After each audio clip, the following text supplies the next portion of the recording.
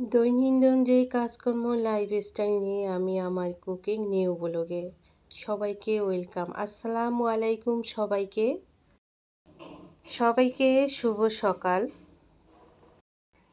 সকালবেলা একটু নাস্তা চটপট তৈরি করে খাবো, তার আগে ভাবলাম সকালবেলা একটু পরিষ্কার গ্লাস স্ট্যান্ড জগ একটু ধুয়ে নেই, সেই জন্যই চলে আসলাম রান্নাঘরে। রাত পেরিয়ে আরও একটি সুন্দর দিনের আলো দেখতে পেলাম। আলহামদুলিল্লাহ, শুকরিয়া আদায় করছি মহান আল্লাহ তাআলার উপর। তো আজকে আমার ভিডিওতে যারা নতুন এসেছেন কিংবা দেখছেন শুরু থেকে পুরো ভিডিওটা দেখবেন, আশা করি ভালো লাগবে, স্কিপ না করে, এবং ভালো লাগলে পরিবারের সঙ্গে থেকে যাবেন। আর অবশ্যই সাবস্ক্রাইব করে একটি লাইক এবং শেয়ার করে দিবেন ফ্রেন্ড সার্কেলদের মাঝে আমার এই ভিডিওর একটি অংশ যদি ভালো লেগে থাকে। বাহিরে বৃষ্টি, অনেক বৃষ্টি হচ্ছে, কিন্তু এটা যদি টিনের ঘর থাকতো, বৃষ্টি হওয়ার সাথে সাথে এতটা সুন্দর ঠান্ডা লাগে আর বৃষ্টির শব্দ ভীষণ ভালো লাগে। কিন্তু এই বৃষ্টিটা অনুভব করতে পারি না ভালো করে, ভিতরে বোঝাই জানা যে বৃষ্টি অথবা ঠান্ডা। যাই হোক, কথা বলতে বলতে আমার গ্লাসগুলো ধোয়া হয়ে গেছে। আর সকালবেলা এমনিতেই 1 গ্লাস পানি বা 2 গ্লাস পানি খাই, বা শরবত থাকলে তোকমার দানা ভুসি দিয়ে খাওয়া হয় খালি পেটে। তো একটু ফ্রেশ করে নিলাম গ্লাসগুলো। একটু পাশে বলতে মানে 1-2 বিল্ডিং পরে একটা বিল্ডিংয়ে কাজ হচ্ছে, একেবারে ঠাস ঠাস শব্দ আসছে। সকালবেলা আরও আগে উঠেছি, ফজরের নামাজ পড়লে তারপরে আবার দেখা যায় সবসময় বিছানা গুছানো, এটা ওটা গুছানো, সেটা সবসময় শেয়ার করি না। তো আজকে বিছানা সব কিছু গুছিয়ে চলে আসলাম কিছু বাজার। এই যে বিস্কুটগুলা অনেকটা পছন্দ আমার, খুবই ভালো লাগে। কিছু ডিম, বিস্কিট, বাজার গুছিয়ে নেব। দরজা জানালা সব কিছু আটকিয়ে ভয়েস দিচ্ছি, এরপরও শব্দ আসছে। বিস্কুট প্রথমে আনতে বলছিলাম, সেই বিস্কুটগুলো আমার পছন্দ না, মানে সে বুঝতে পারেনি। বিস্কুটগুলো এনেছিল, দুটো বিস্কুটের মাঝখানে চকলেট থাকে, ওই বিস্কুট। তো ওটা তো একদম আমার পছন্দ না, কিন্তু আদিবা ওরা পেয়ে খুশি। তারপরে আবার আমার জন্য এই বিস্কুটগুলো আনলো, গমের তৈরি, খুব ভালো লাগে। ভিডিওতে কতটা ডিস্টার্ব হবে জানি না, এত শব্দ আসছে, টাস টাস করে পিটাপিটি শুরু করে দিয়েছে। যাই হোক, 2টা কর্নারেই রেখে দিলাম কিছু সদাই। আর এখানে লেক্সাস বিস্কুট, এটাও ভালো লাগে, ডায়াবেটিসের জন্য অনেক ভালো। তো আদিবা মামুনি এই যে বিস্কুটটা সবাই পছন্দ করে, বাট আমার অনেক পছন্দ ওই বিস্কুটটা। আর মুসুরির ডাল এনেছে, তারপরে আবার মুগ ডাল এনেছে। তো সে জানেই না মুগ ডাল ছিল ঘরে অনেকটা, যে না জেনে দেখছে যে এই যে খালি মুগ ডাল এনেছে। তো মুগ ডাল কিনাটা রাখলাম না, ঘরে যে জমির থেকে তৈরি যে ডালটা, জমিতে চাষ করা মুগ ডাল, ওইটাই এখন রাখবো। ওটা বড় একটা বক্সে রেখেছিলাম, এই তো শেষ হয়ে গেছে, এখন আবার এই যে রেখে দিব। শুধু শুধু মুগ ডালগুলো কিনে এনেছে। তো বাড়ির চাষ করা ডাল এই যে বক্সে এই কটাই আছে।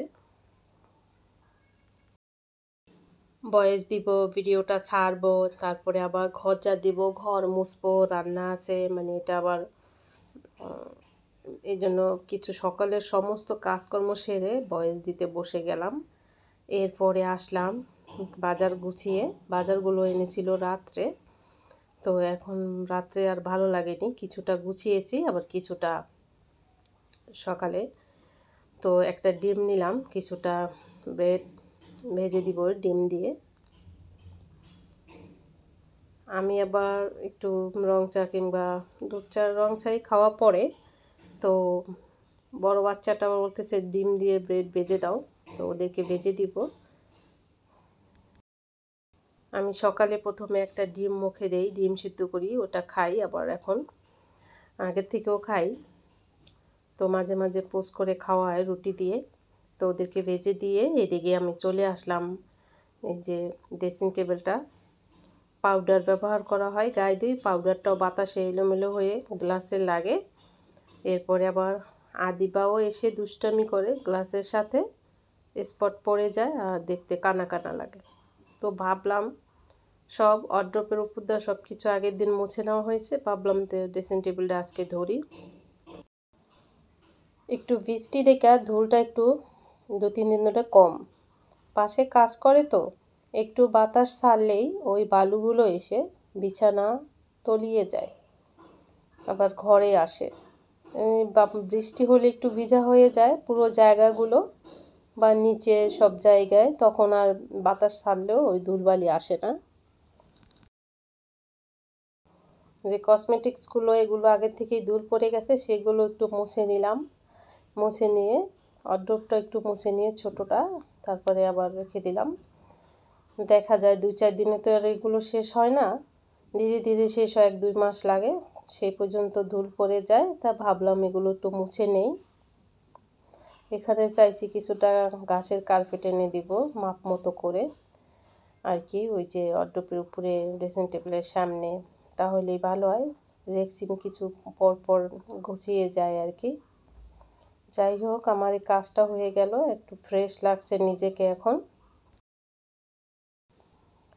অনেক দিন ধরে শুটকি খাইতে ইচ্ছা করে, তো আজকে ভাবলাম একবারে নতুন টাইপের এক শুটকি এনেছি, ওইটাই আজকে শেয়ার করব আপনাদের সঙ্গে। আর ডিমগুলো ধুয়ে নেই। ডিম এনেছে সব সময় দোকান থেকে, মুদির দোকান থেকে পলিথিন দিয়ে দেয়।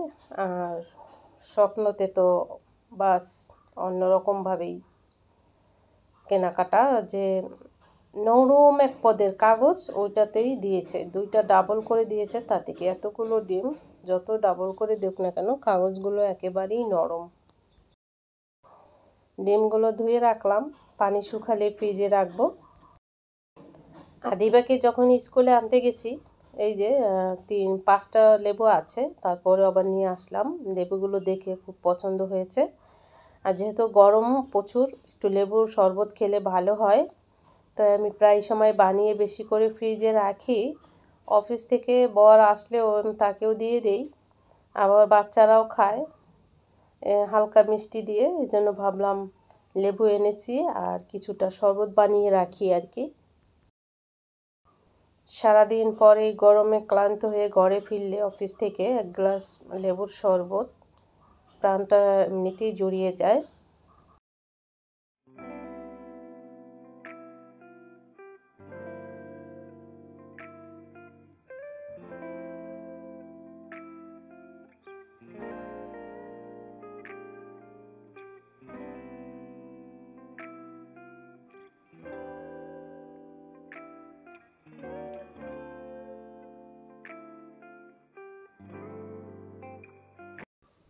শরবত বানিয়ে রাখলাম, ভালো লাগলো যে অফিস থেকে আসলে 1 গ্লাস দিলে সেও খেয়ে শান্তি পায়। তো এই যে যখন আমি শুটকি কিনলাম ব্যানে, নতুন দেখলাম ছেলেটাকে শুটকি নিয়ে, সমস্ত শুটকি বেচা করে আর কি, কিন্তু মোটামুটি কম দামেই। যা প্যাকেট নেব, যে কোনো শুটকি 100 টাকা প্যাকেট, তো 100 টাকায় এতগুলো শুটকি মাছ ভাবা যায়। আর এমনি অন্য জায়গাতে কিনতে গেলে 100 টাকা তো দূরের কথা, 50-60 টাকায় ওই এতটি শুটকি দিবে না। চ্যাপা শুটকি পুঁটি মাছের 1 বক্স, সেটাও 100, মানে যে কোনো শুটকি 100 টাকা। তো আমি প্রথমে এই মাছটা আনলাম। এই মাছটা আমাকে বলে দিয়েছিল যে কী মাছ, এখন মনে নেই, যদি ওইটা সাগরের। তো মাছ আমি ধুয়ে দিব, আর কিছুটা আমি ভিজিয়ে রেখেছিলাম।